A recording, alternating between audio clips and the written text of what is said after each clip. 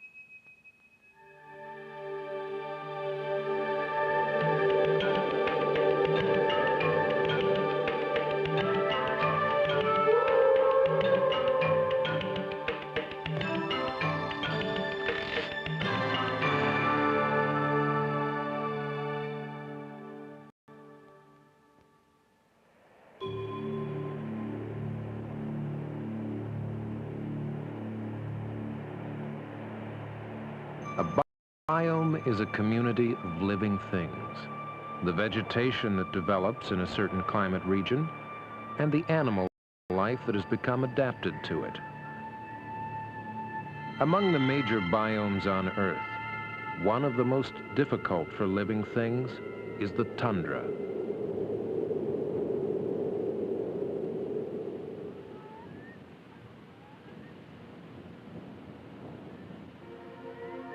The Arctic tundra forms a belt around the north polar regions of the world, from the coniferous forests of Asia, Europe, and North America to the icy Arctic Ocean. Temperatures in the tundra are low year-round, and the growing season is short. Less than 5 inches of precipitation falls each year, mostly in the form of snow. Only one kind of large mammal lives year-round in the tundra, the muskox. A muskox's massive body produces much heat and loses that heat slowly. Its layered fur is one of the best natural insulators found among mammals. Arctic foxes also grow layered fur.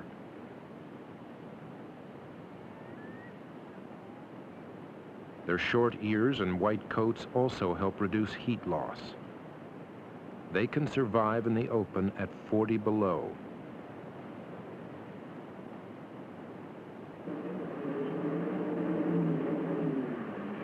In tunnels under the snow that lemmings build, temperatures are never much below freezing.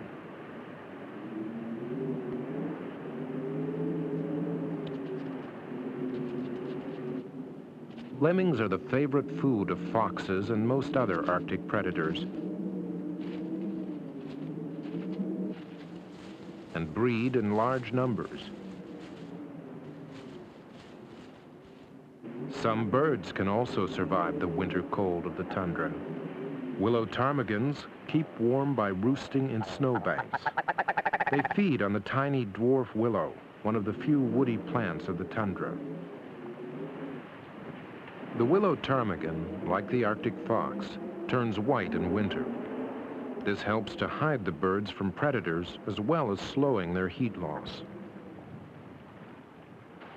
By April, the days are getting longer, but not until June does the temperature rise above freezing.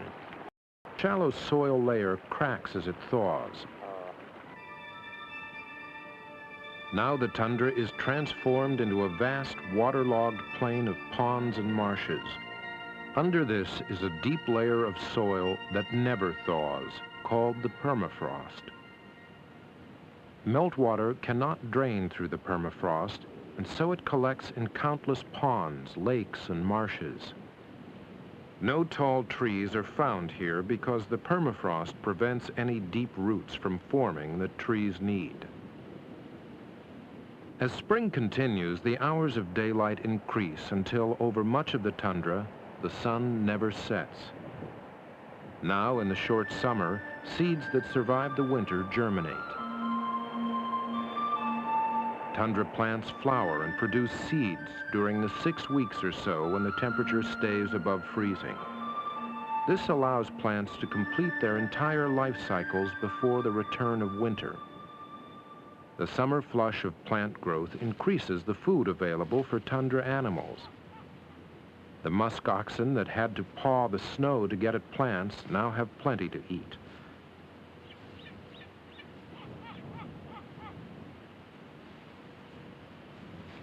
As the food supply increases, the number of lemmings increases, providing food for predators, like the snowy owl.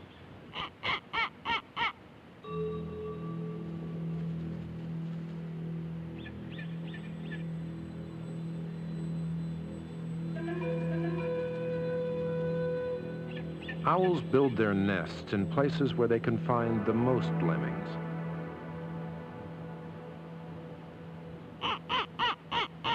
The more the lemmings multiply, the more food the owl has to feed its young.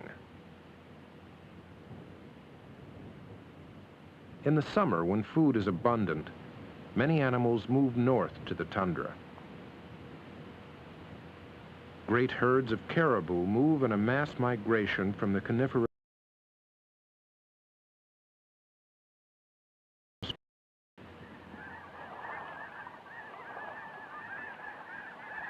waterfowl migrate thousands of miles to raise their young in the tundra.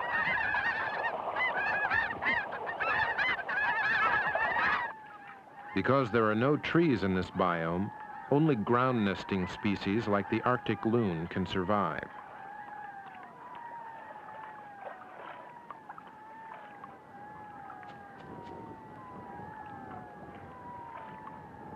However, on the ground, eggs are vulnerable to predators like the Arctic fox.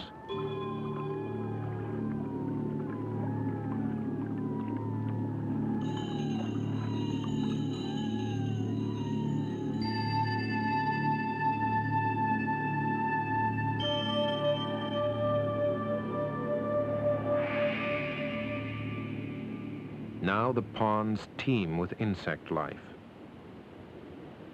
Mosquito eggs that survived the winter frozen under the snow and ice have hatched into larvae. They hang head downward from the water's surface, breathing through their tails. They will soon become adults, and within hours, the tundra will be swarming with millions of blood-sucking mosquitoes. The appearance of these swarms of adult insects occurs at the same time that insect-eating birds hatch. Birds who nest here include the Lapland longspur. The golden plover has flown 8,000 miles from Argentina to raise her chicks here.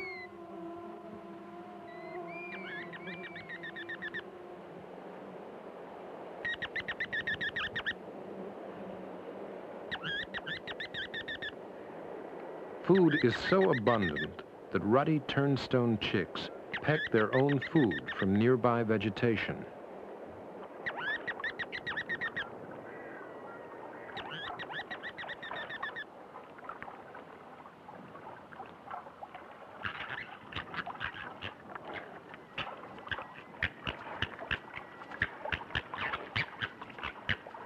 The newly born cubs of the Arctic fox grow rapidly in the brief summer of abundance.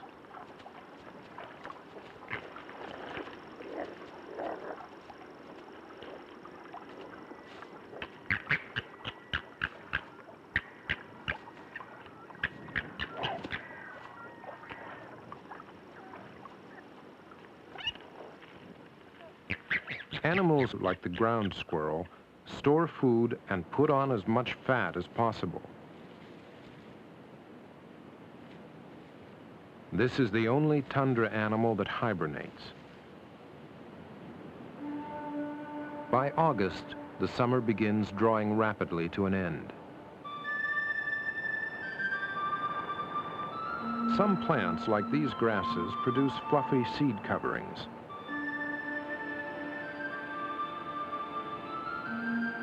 The seeds will be dispersed by the wind and lie dormant until the return of summer.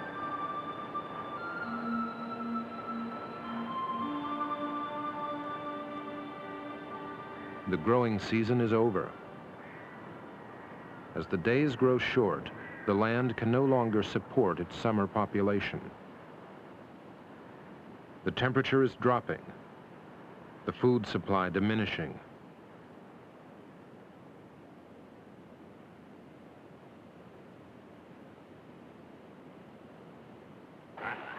Now the caribou gather and begin their migration back to the forests south of the tundra.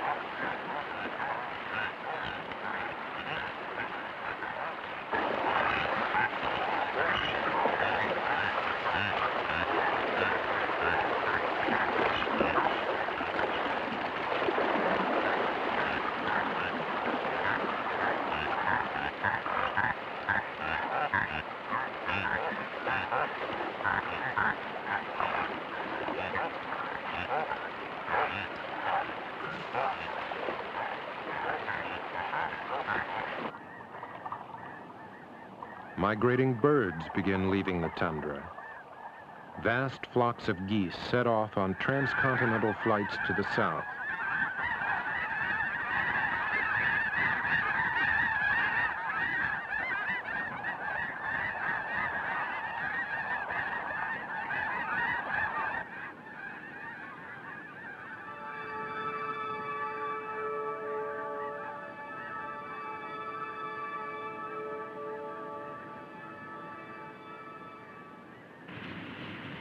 The hours of daylight grow shorter.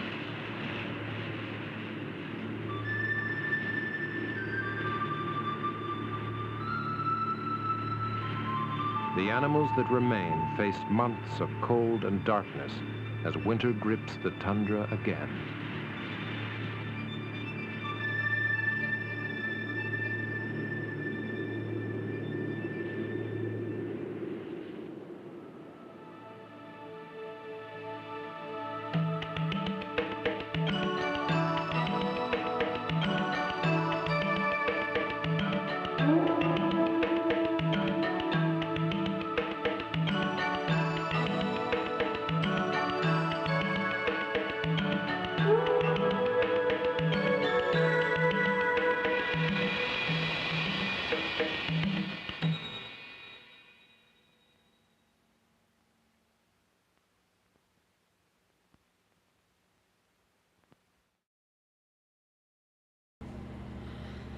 So I'm microwaving some ravioli, so it'll go off pretty soon.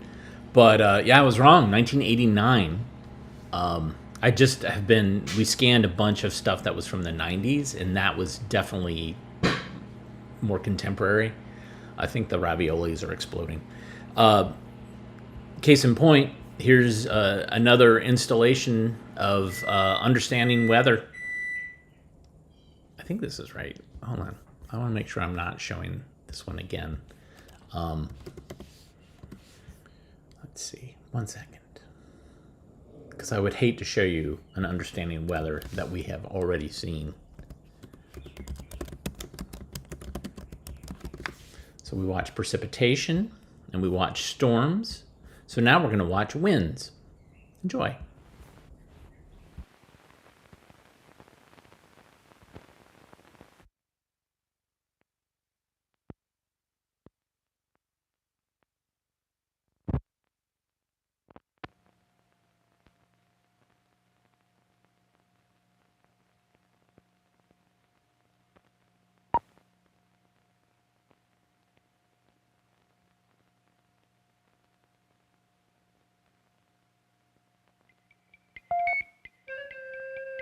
Wesley, calling Wesley. The Weather Bureau of Investigation is calling Wesley. Are you there, Wesley? This is Wesley, sir. Are you ready for another day of training? Yes, sir. You're doing well, Wesley. Soon you'll be a real agent like all of us at the WBI, not just an agent in training. What is my assignment today, sir? Winds.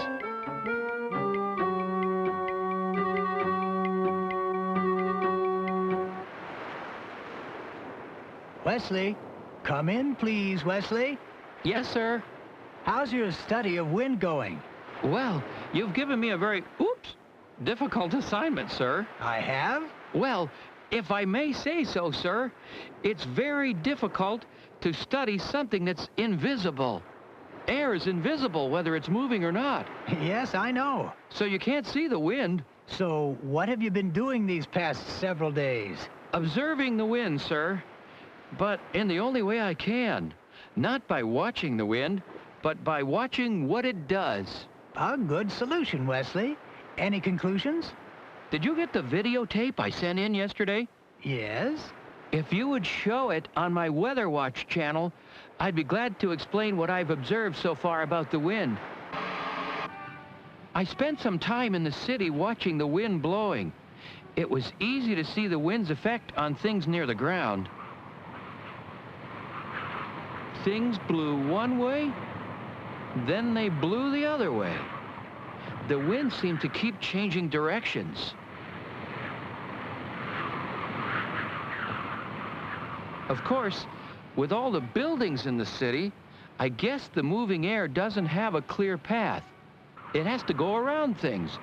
I guess that could change the wind's direction. Very good thinking, Wesley. And then I spent some time in the open country. The wind didn't seem to change direction as much there, probably because there weren't so many buildings. And then I looked up at the clouds. They were moving. A wind must have been blowing them. That just reminded me that winds blow above the ground. And generally, wind speed increases with height. We've speeded up your tape to emphasize that fact. Well, that's my report so far, sir. Keep watching your Weather Watch, Wesley. I have something else to show you from our video files. Is that a passenger jet? Yes, it's about 7 miles up. Listen to the captain speaking. We'll be cruising at an altitude of 35,000 feet. Our flight time to New York will be only 3 hours because the jet stream will be giving us a strong tailwind. Any questions, Wesley? Yes, sir. The jet stream. That's a new one on me. What is it? I hoped you'd ask. At high altitudes, usually higher than where you see clouds, there are narrow currents of fast-moving air. Winds? Yes, winds, called jet streams, move generally toward the east at high speeds, sometimes as fast as 250 miles per hour. Wow, sir. That's a lot stronger than the winds that were blowing in the city or the country. Or out here right now. But, sir, I have a question about the wind. Yes, Wesley? I knew the wind blows at different speeds and in different directions. But what starts the wind blowing in the first place? I was hoping you'd ask, Wesley. Hop on your bike. and pedal over to our WBI substation just up the road. They'll give you a special instrument when you arrive. Take it into the lunchroom kitchen. I'm in the kitchen, sir. Is this the special instrument they were supposed to give me? It's just a toy, a pinwheel. Yes, just a little joke, Wesley, but the pinwheel will do the job quite well. What job, sir? You'll see, Wesley. First, blow on it and tell me what happens.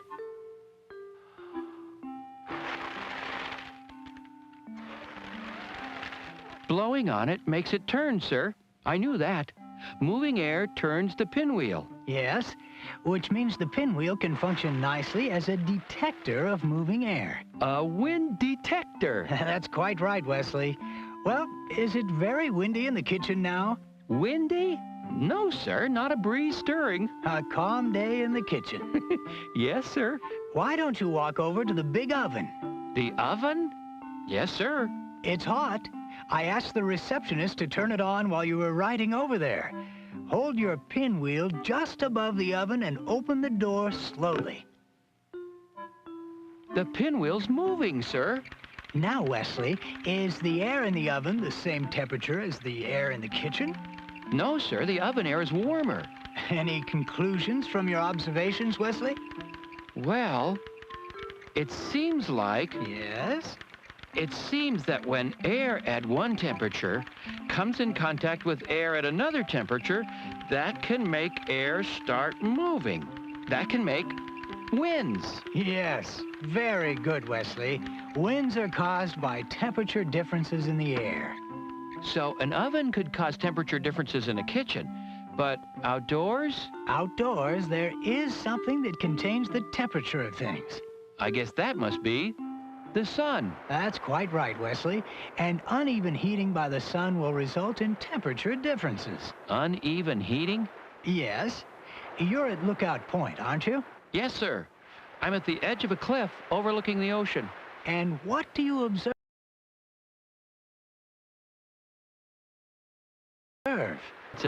And the shore. Is everything you see in the sunlight? Yes, sir.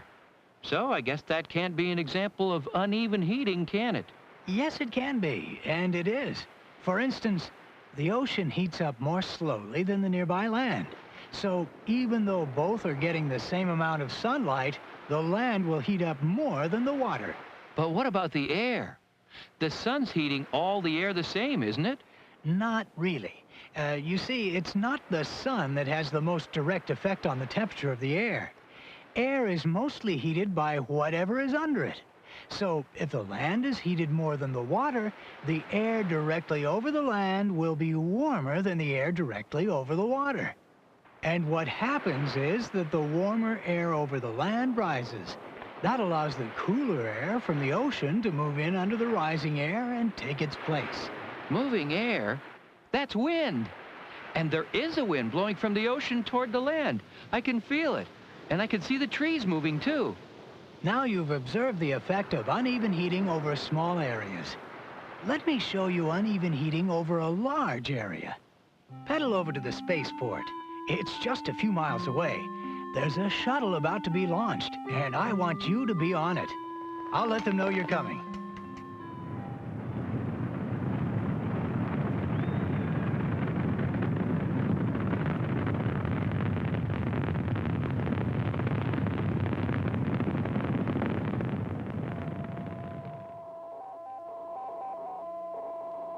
Getting the angles, though?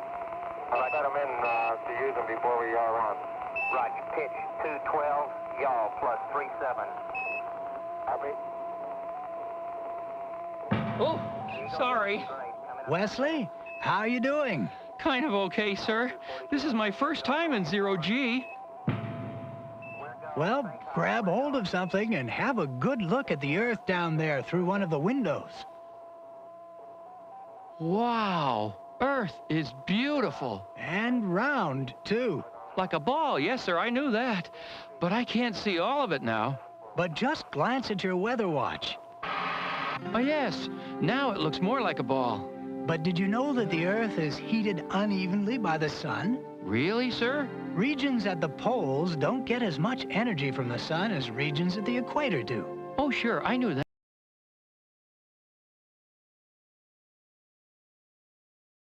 It'd be a lot colder than... That's quite right.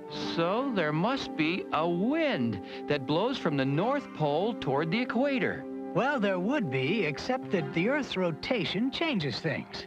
I can explain what happens more effectively on Earth rather than out there in space. So I'll have a sailboat waiting for you at the dock when the mission is completed. How soon will that be, sir? In about a week. Oh.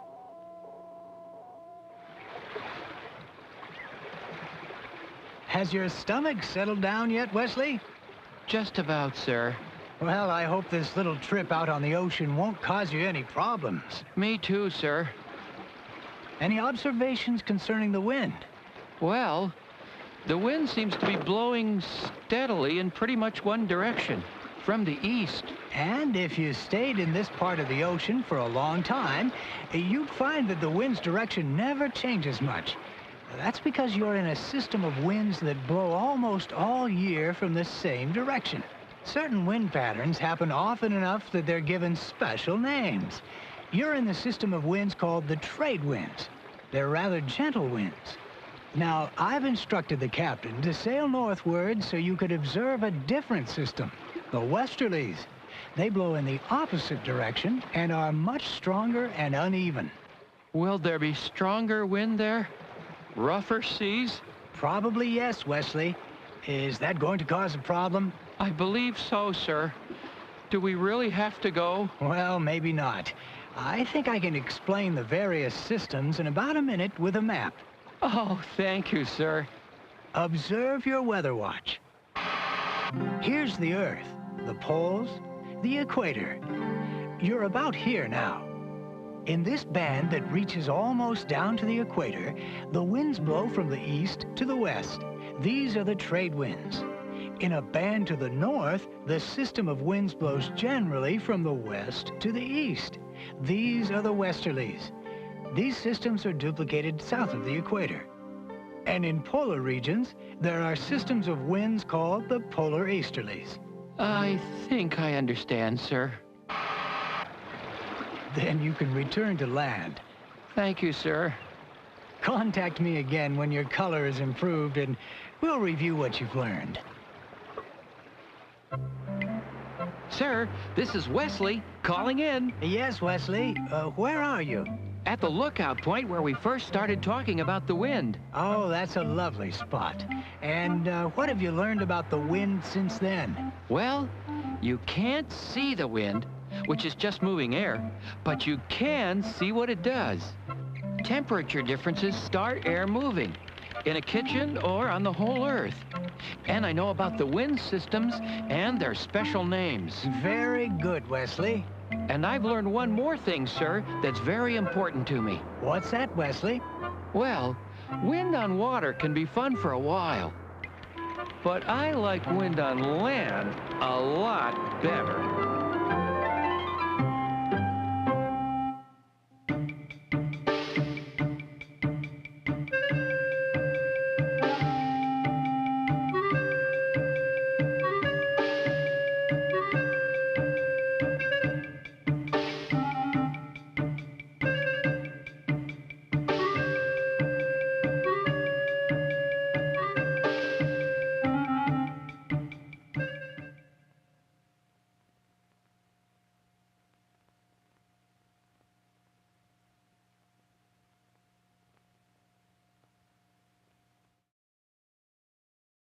That was 1992.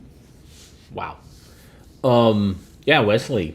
I was looking to see if I could find how many of these of this series there are, and most of my resources aren't listing all of them.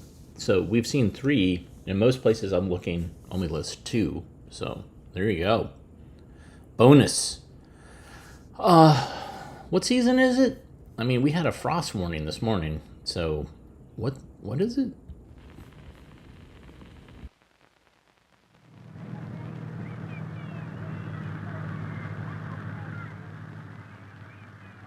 This is my older brother Dale and my sister Pam. My name is Steve. We all live on a farm in Wisconsin.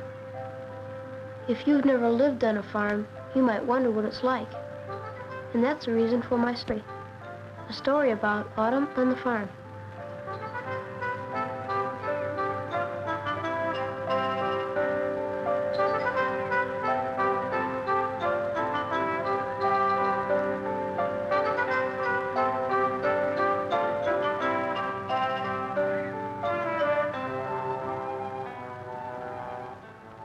It was raining while we were in school today, but now the sun has come out. And that's important to us because autumn is the time of year that we take the tractor out in the field and pick the corn. But you can't pick the corn if the fields are too wet.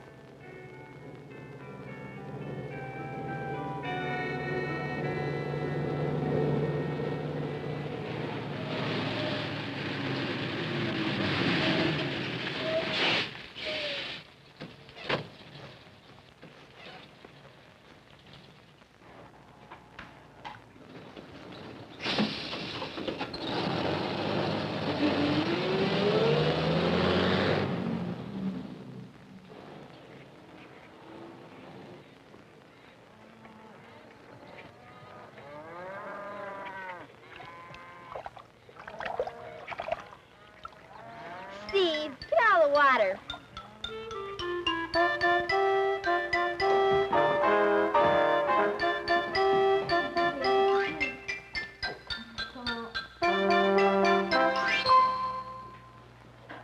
I'm good now, I'm just that I can't get mine out. Hey. They're hard.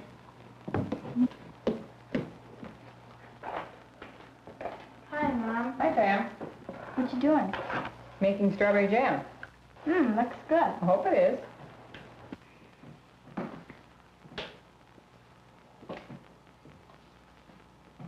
Where's Dad? Hi, Steve. He's out in the field. Picking corn? No, it's too wet. It rained today. You get out of there. What you eat now, you won't get this winter.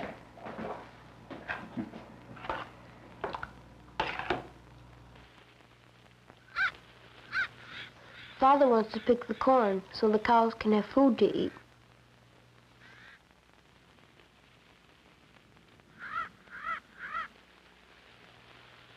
It looks like the fields are still too muddy.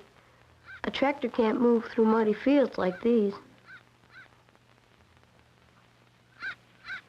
When you live on a farm, you have chores to do all year long. In autumn, we get ready for winter by putting up storm windows. While I'm helping Grandpa, Pam and Dale are feeding the young calves.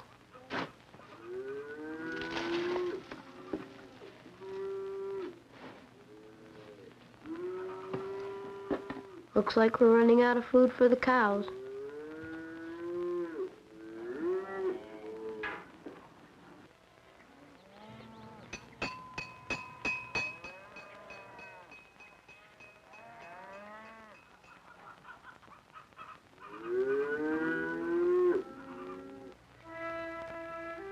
The autumn days are getting shorter and shorter.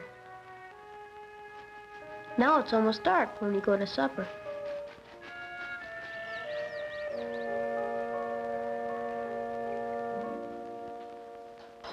You coming with the butter, Pam? Yes.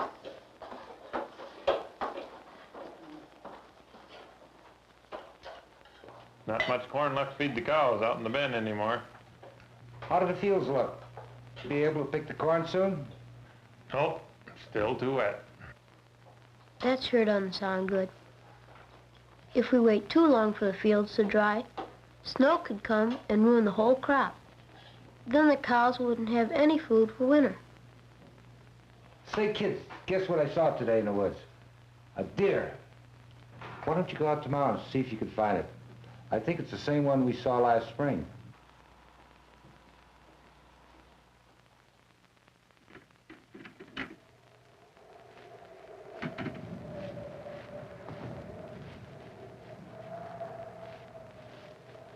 In the morning, Pam and Dale are going into the woods to look for some of the animals that Grandpa saw.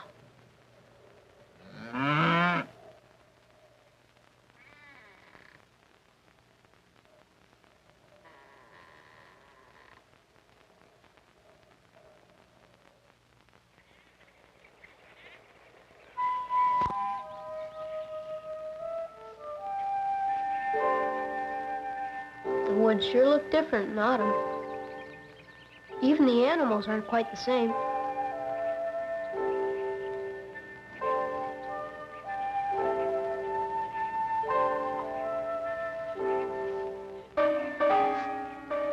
The woodchuck looks a little fatter.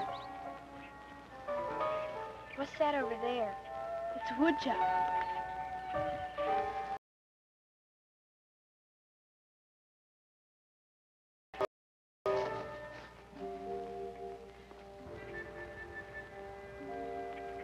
Look at there, a raccoon.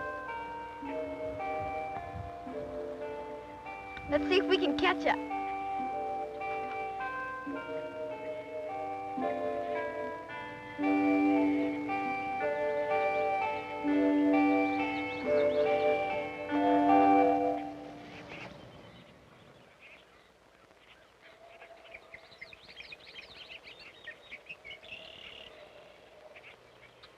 The raccoon has grown a heavy winter coat that will help it keep warm during the long, cold winter.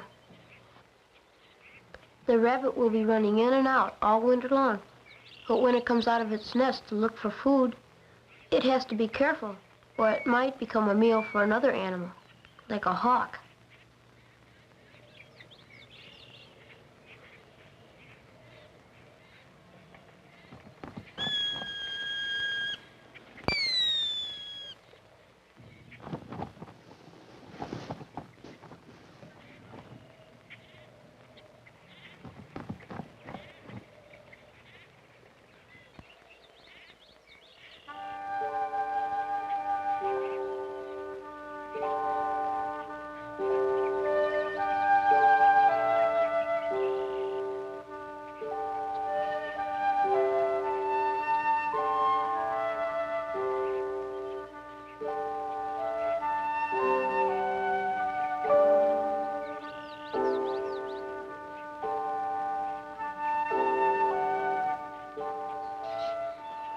Late in autumn, we can see lots of birds flying over the farm heading south.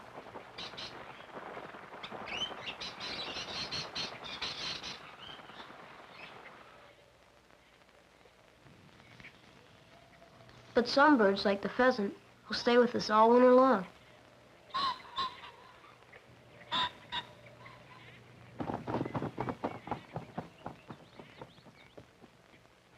We can find some very beautiful plants in autumn.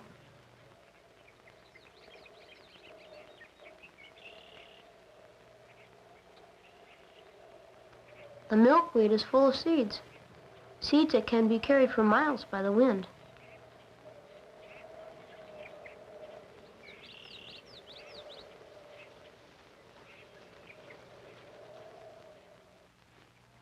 Father is going to show me how to use some of the new milking equipment in the barn. We have to milk the cows 2 times a day, every day of the year. But I'm easy, because when Dad was my age, he had to milk all the cows by hand. Now most dairy farms have machines, so they can milk more cows and get cleaner milk too.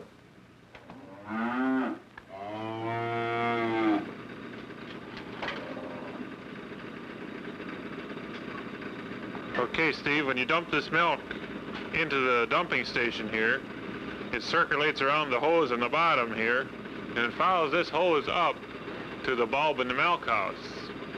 And there it is released by vacuum and goes out of the bulb and into the cooler.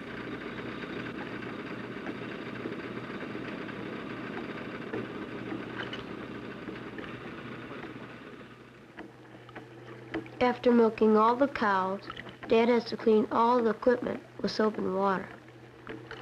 He says it's very important that everything be kept clean. Maybe that's why he won't let me wash anything.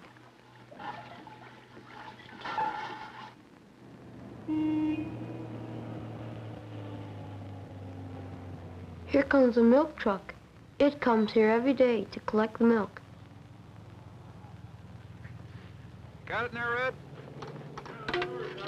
Okay, there she goes. How's it doing? Oh, pretty good. How you like the weather, huh? Well, we could use a little more sunshine, a little less rain. I guess so. Yeah, running short on corn now? Yeah, we gotta get picking pretty soon. Now, I understand the The market. driver takes milk to the dairy where it is sold. The money that Dad gets will help to buy food and clothes, along with supplies to run the farm. But when you live on a farm, there are some things you just don't have to buy, like pumpkins to make into a jack-o'-lantern.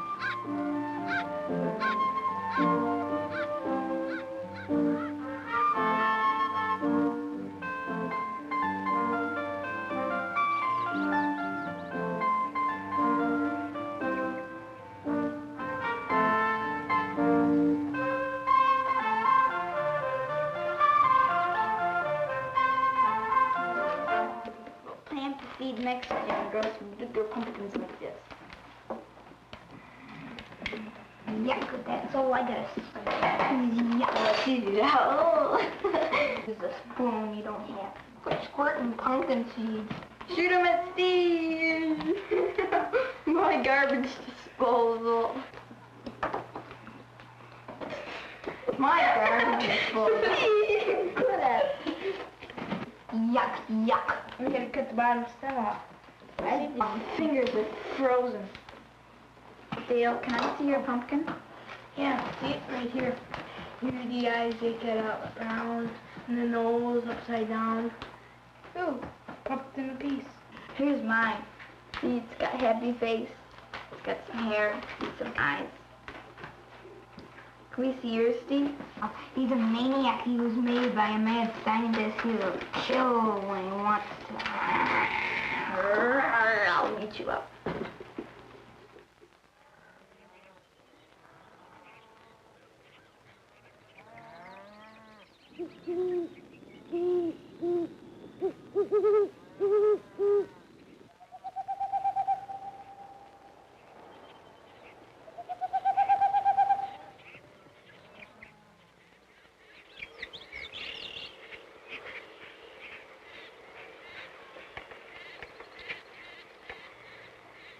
Well, another night has passed without rain.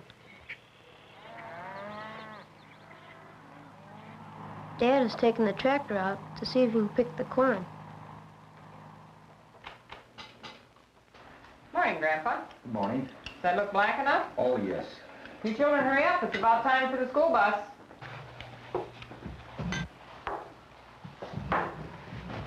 Bye, Grandpa. Bye. Grandpa. Bye. Have a nice day. Don't forget to put on your winter clothes now. It's getting colder.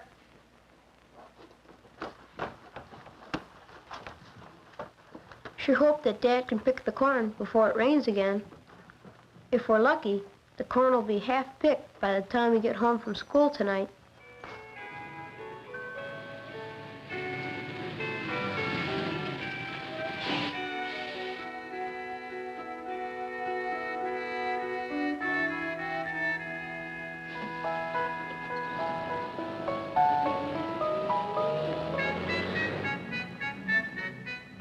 Hey, Pam, Dad's picking the corn.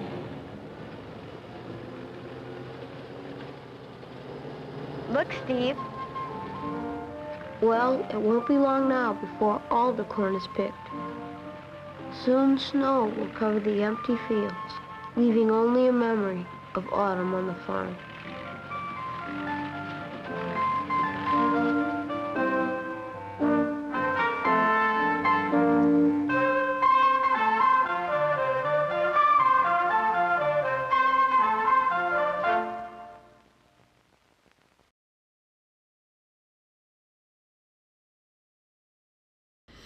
So we have seen all 4 seasons. And the one thing my takeaway is I wasn't paying attention to see if it's the same family. So there's farm family in winter, farm family in spring, farm family in summer. But I did not pay attention to see if it's the same 3 kids and do those red caps and raincoats show up again.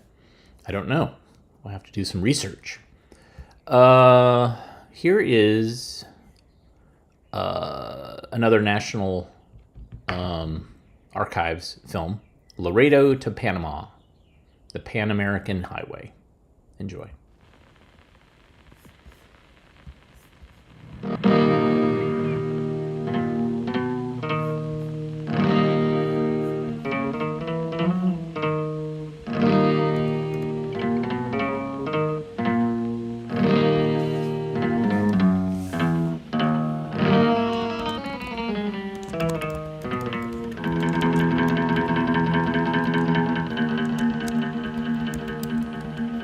This is the road. They call it the Inter-American Highway, but it is a colossus of roads, if you will permit.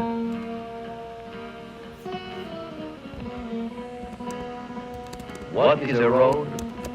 A road is many things. First, it is a dream, an idea that man sees, and the vision grows and matures until it is complete and man's dream comes true. Next, it is a plan for crossing deserts and conquering mountains and bridging rivers and hacking through the jungles.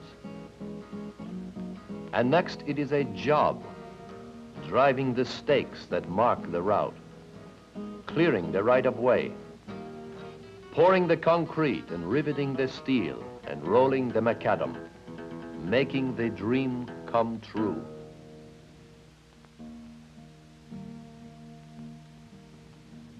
A road is also hope, the hope for the future of a man's country, for his family, for his children, for his neighbor, and for the countries that are fastened together by the road. This is what I would like to tell you about the road, what the road means to us, the people of Central America, what it has done to bring a new life and a brighter future, what it is doing to bring a better understanding between neighboring countries, how it is helping to improve the economy. This, too, is what a road is made of. This dream began back in the 1880s. First of a railroad linking the two Americas, but it has never been built. Then in the 1920s, a highway was proposed, and in the 1930s, the work was started. From the southern border of Mexico, all of the republics of Central America, Guatemala, El Salvador, Honduras, Nicaragua, Costa Rica, and Panama have built their sections with the cooperation of the United States government through the Bureau of Public Roads.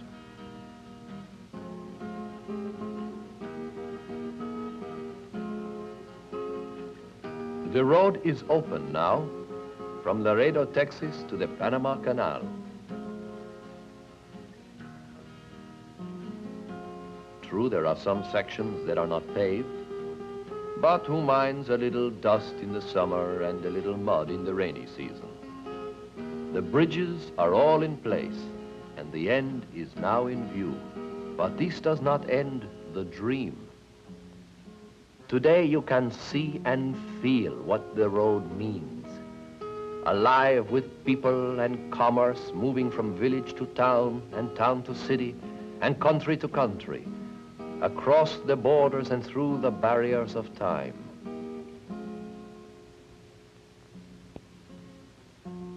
The road has brought education for our children and young people. The small schools in the desert areas, the grade schools in the towns, the colleges and universities in the cities, and the agricultural colleges that will teach the young men the latest methods of tilling the soil to grow finer crops, coffee, bananas, corn, rice, and beans. This is a fine thing the road has brought us, a future for our children. And we are opening up new territories, new farmlands that since the beginning of time have been deserts and grew only cactus and mesquite.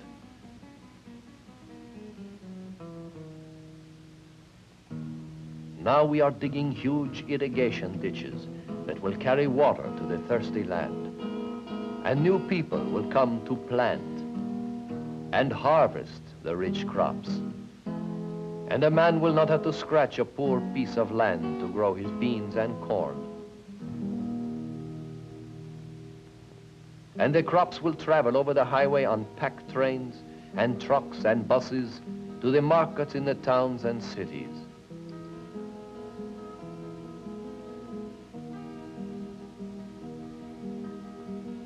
This is what the road is bringing, a common market for the produce and products of Central America. And through this common market, help to strengthen the unity of the Western Hemisphere. It does not happen overnight. We have been working 30 years. It will take more time, and there are many problems to work out. But you can see it coming. The tops of buses loaded with goods, the large bus terminals, the marketplaces teeming with life, and goods and services, with the clatter of people bargaining over prices, the exchange of ideas, of cultures. Everyone uses the road, and everyone's life is affected by it in some way. The women with bundles on their heads,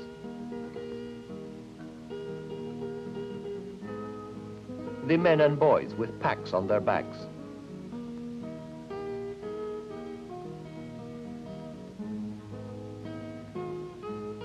the pack trains on their way to town,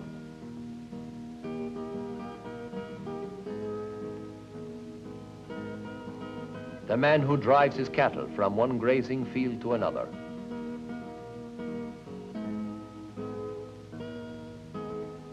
the farms and fincas, each in some way is dependent on the road.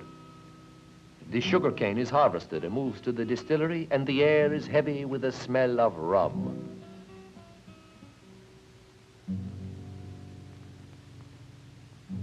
The tomatoes are ripe, and the carts and trucks line up at the processing plant.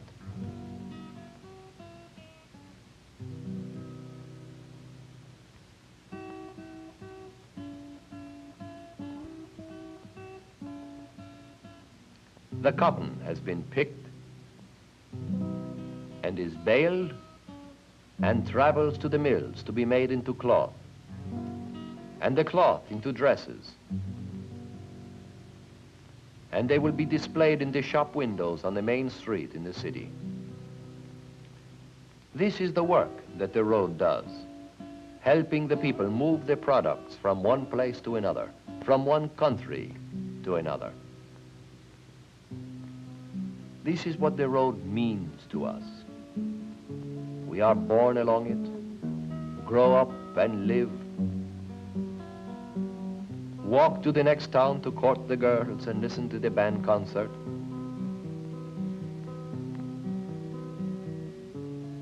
work along it and raise our families, and it's a part of our life, and we are part of its life.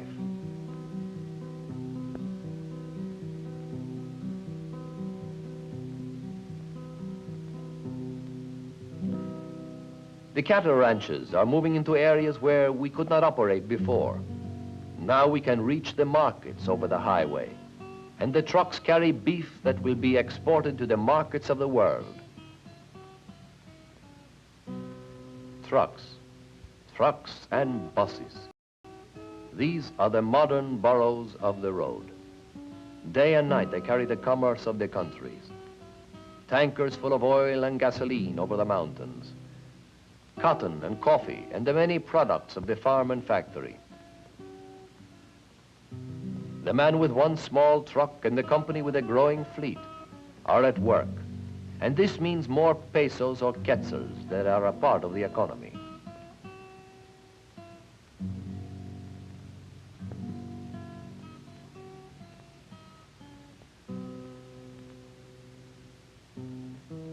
service stations and restaurants and motels. This is a new business, a place to fill the gas tank and eat a meal. Not too long ago, they were not so frequent. Today, there are more, and the distance between is not so great. In some places, there is a station on every corner, where a few years ago there was nothing to be seen. The new motels attract the tourist, and this is another new business that will contribute to the prosperity of these countries.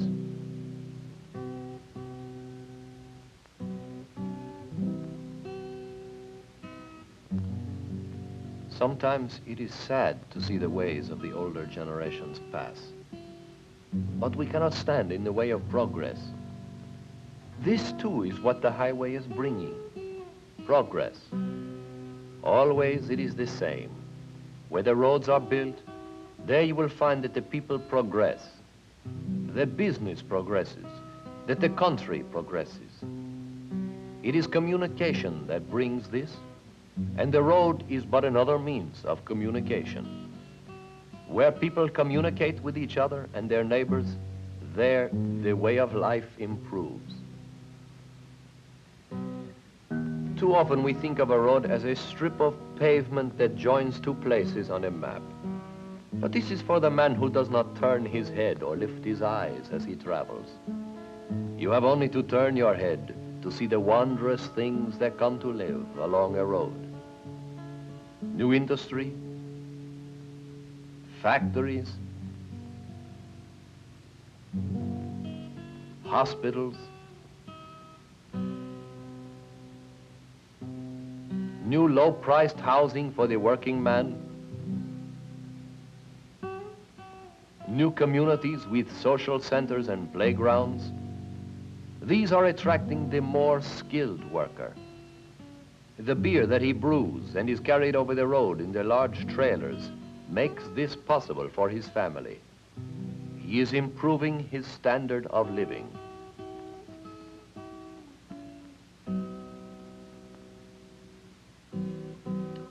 New factories and plants.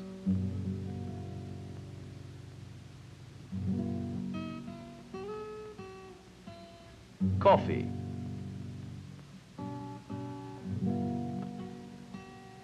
Machinery.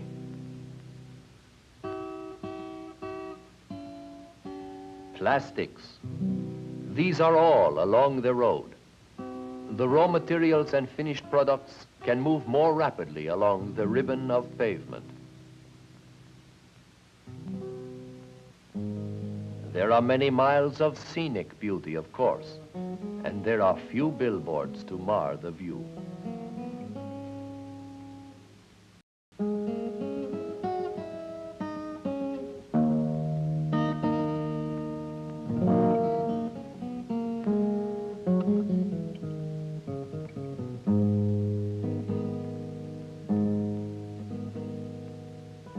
And there are the cities where a man can come to be caught up in the excitement of many people gathered together.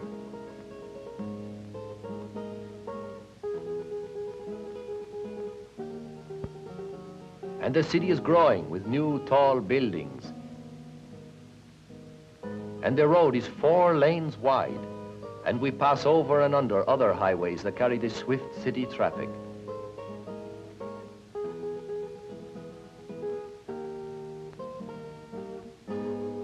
People in a hurry on many errands.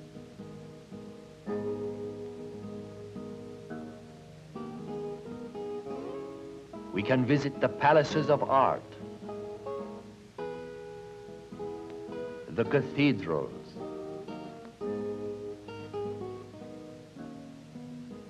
the fine plazas,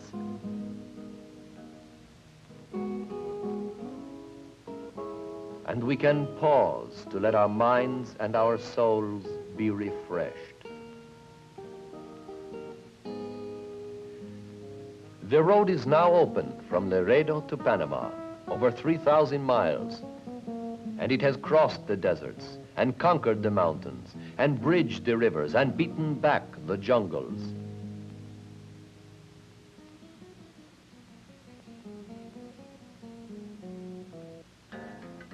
and a caravan of buses drove from Panama to Mexico City in April 1963 to commemorate the opening of the road.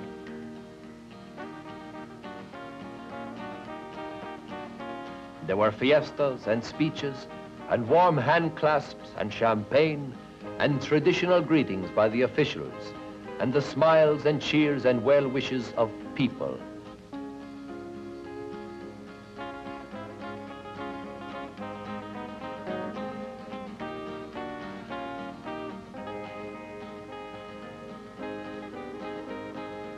The people that build the roads and travel the roads and live and work along the roads. These are the people to which the road means so much. But the dreams do not fade. They continue on to tomorrow and beyond. The dream can see what is yet to come. It is good to live in these times, to see the changes that the road has brought. And there is a new dream, the last final link that will truly join the two Americas, the Darien Gap through Colombia. Then we can drive from the Arctic to the southern tip of South America. That is a dream worthy of a colossus. And it will be done. And the generations of the future will ride their bicycles and motor scooters and drive their autos along it. And the buses will be filled with people and produce. And the trucks and trailers will toil up and down the mountains and across the deserts. And the people of Central America will build a better life and have a brighter future as they exchange the wisdom and knowledge and cultures of their countries.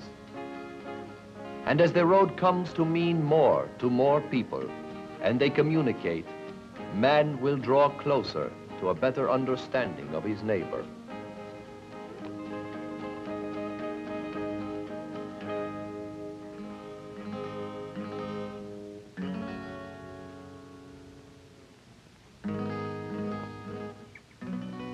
What is a road?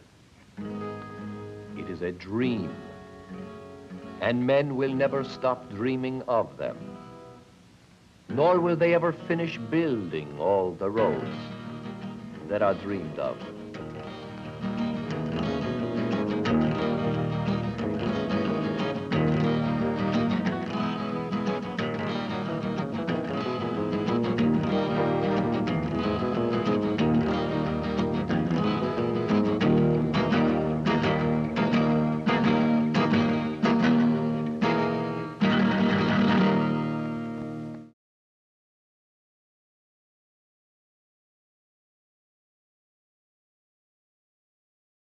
That was Alan Oppenheimer. Can you believe that? That was, let me see if I can get a better picture. There we go.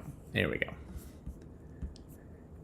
go. You might know Alan Oppenheimer from $6 Million Man, Bionic Woman, scores of TV shows and movies, quite a character actor, but mostly he did the voice for Skeletor, for He-Man. Wow. Wow. That was something else. That was something else. Man. Okay. Hilarious. It's a nice film. I mean, this is of course American propaganda that was shown to other countries and saying, like, look, good neighbors. All the while, our CIA was going in and like messing with all these governments in horrible ways. But it's a pretty picture. And Alan Oppenheimer, Skeletor. All right, thanks for tuning in today. I very much appreciate your eyeballs and your comments. If you like what you saw, hit the thumbs up, hit the like. Subscribe. Those are great ways to support us if you have not done it so far. You can also donate cash to us, moolah to us, via the Super Thanks button, or go to ko-fi.com/avgeeks or patreon.com/avgeeks. Those are amazing ways to support us. So next Tuesday, I'm going to be doing next Monday, I'm going to be doing a live show at the DHL library, and we're going to be talking about eggs. Then on Tuesday at the Alamo Draft House, we're going to be there, and we're going to do a show called How to Survive, and we'll watch films on how to survive. So those are 2 upcoming in-person events. Maybe I will see you there. But thanks for tuning in today, and we will see you tomorrow. Everybody take care.